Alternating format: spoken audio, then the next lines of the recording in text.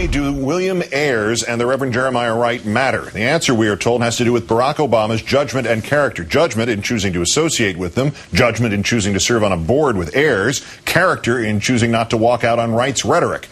In our fourth story, what we learn applying this litmus test to John McCain. We told you last night about the U.S. Council for World Freedom, on whose board McCain sat for years.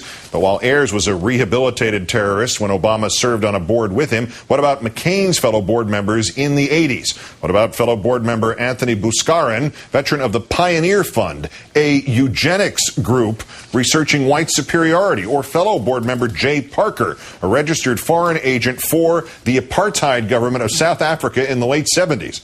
And if board co-membership is so toxic, what about McCain's list of endorsements today, including Leonore Annenberg, widow of philanthropist Walter Annenberg, who created the project on which both Ayers and Obama served?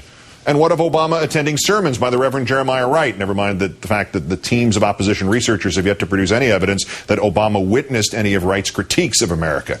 If that tells us anything, what does August 30th, 1993 tell us? On that day, McCain attended a fundraiser for the Oregon Citizens Alliance. He can't claim he wasn't warned. Going in, 30 protesters picketed him for endorsing the anti-gay group.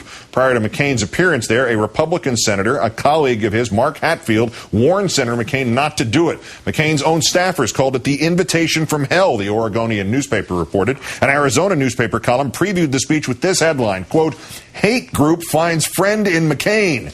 And yet McCain went, sat silently, offered no rebuke during or after the remarks by this woman, Marilyn Shannon, who praised a local woman who had just shot a doctor less than 2 weeks earlier. A doctor who was a former Navy flight surgeon, a sonogram pioneer, was shot in both arms because he performed legal abortions. Unlike Ayers, who did not endorse terrorist activities during his meetings with Obama, this woman, Shannon, said of the shooter as McCain sat there, quote, "She's a fine lady." A judge who later sentenced this fine lady for a campaign of, yes, bombing women's clinics said, quote, "Though I am loath to call anyone a terrorist, you are a terrorist." And Marilyn Shannon, who defended that terrorist, who later said her praise did not mean she approves of others doing what that terrorist did, as McCain renounced her even. She was a Bush delegate in 2004, seen here with a Purple Heart bandage, mocking American combat veteran John Kerry. This year, last month, she was a delegate for John McCain. Judgment and character.